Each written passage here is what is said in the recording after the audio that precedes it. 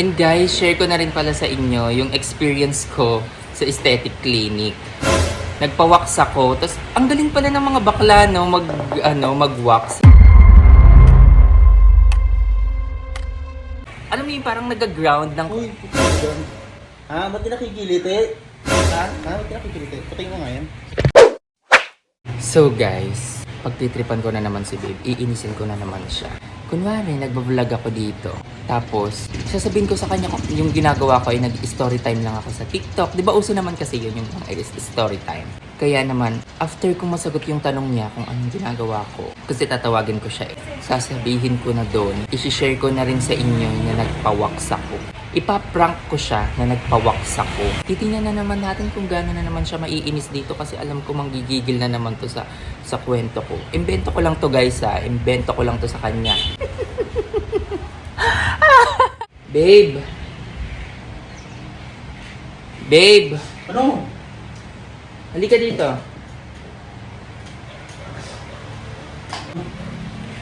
Nagawa mo? Mag-vlog ako. Story time lang, yung kagaya sa TikTok, di ba nauuso yun? Ano kasama ko dyan? Oo, syempre, kasi tayong dalawa to.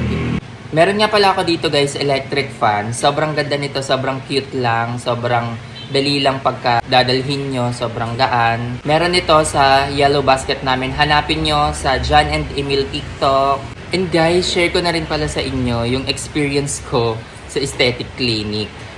Nagpa-wax ako, tapos ang galing pala ng mga bakla no, mag-wax. Hindi mo siya mararamdaman yung masyadong masakit.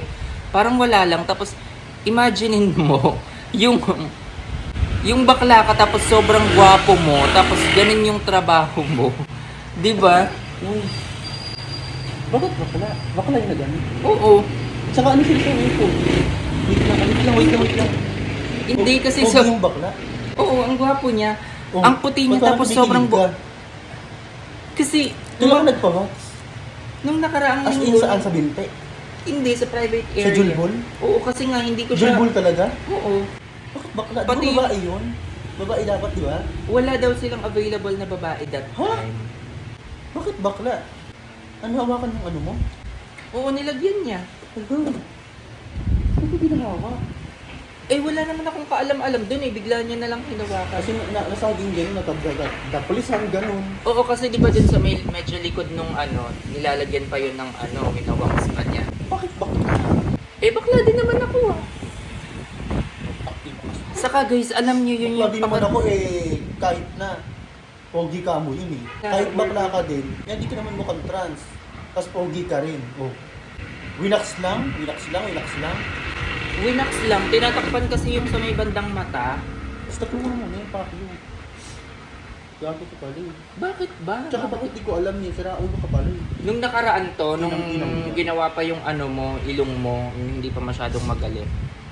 Dapat pagka ganun, di ba sabi natin, yung kinakancel natin dapat. Bakla tapos pogi tapos dadahilan mo sa akin bakla ka din, hindi ka naman mukhang trans tsaka pogi ka din. Eh kahit ako hindi mukhang trans, eh bakla din naman ako. Kahit na, mali mo na pogi Ano sa iyo. pinagka- Di rin ako kasama. Winax lang? Baka mamaya. Winax. Ginano And yan, then, guys, ginapitan ko. Alam mo, ano, Hindi ganun yun. Ano, relevant ka? Walang relevant. Hindi. Pag dinadaan mo lang sa pabalag-balag para kunyari, ano mo nang nangyari, no? Confident ka lang. Hindi. Kunyari, sinishare mo sa tao. ko Hindi, naman. dapat. Hindi.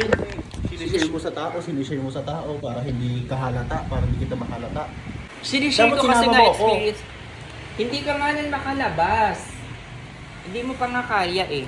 Tapos yun guys, sobrang gwapo, sobrang puti. Tapos ang ganda rin ng katawan niya. Tapos nagulat ako nung pumasok na ako sa room. Sumunod siya. Sabi niya, "Sir, ako po yung gagawa sa inyo, ganito. Tapos magaling po ako, nag-train po ako ng mabuti." Tapos hindi ko nararamdaman yung kamay niya, hindi ko nararamdaman. Pero may kiliti. Alam niyo yun, yung medyo, alam mo yung parang nag-ground ng Uy, okay, gagang. Ha? Ba't di nakikiliti? Ha?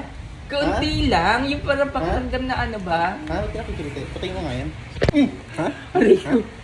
Ba't di nakikiliti? Ba't di nakikiliti? Prank lang. Prank lang. Aray ko ha. Pag natamaan mo yung ilong ko, huwing bakla. Hindi nga. Ano nga, prank ka. Joke lang nga, hindi nga ako nagpaganon eh. Pagka gulo sinasabi ko siya, tawagin mo ko. Oo, talaga. Magtutulungan natin yun. Ah! Sandali guys, nakapag-withdraw na naman kami ng 10,000 ngayong araw lang dahil yan sa Feel Lucky. Tapos guys, eto pang maganda rito. Kapag maglalaro ka na at nakapag-deposit ka na, may chance ka pang manalo dito sa ruleta na to. So laruin na natin tong color game. Blue. Ayan. Oh, nanalo tayo. Yung 200 naging 400 yan. Oh. 'Di ba? Napakadali. Isa pang laro. Yellow tayo. Oh, yellow again. Napakadaling manalo guys. Grabe. So try naman natin laruin tong limbo. Mag-bet tayo ng 10 pesos.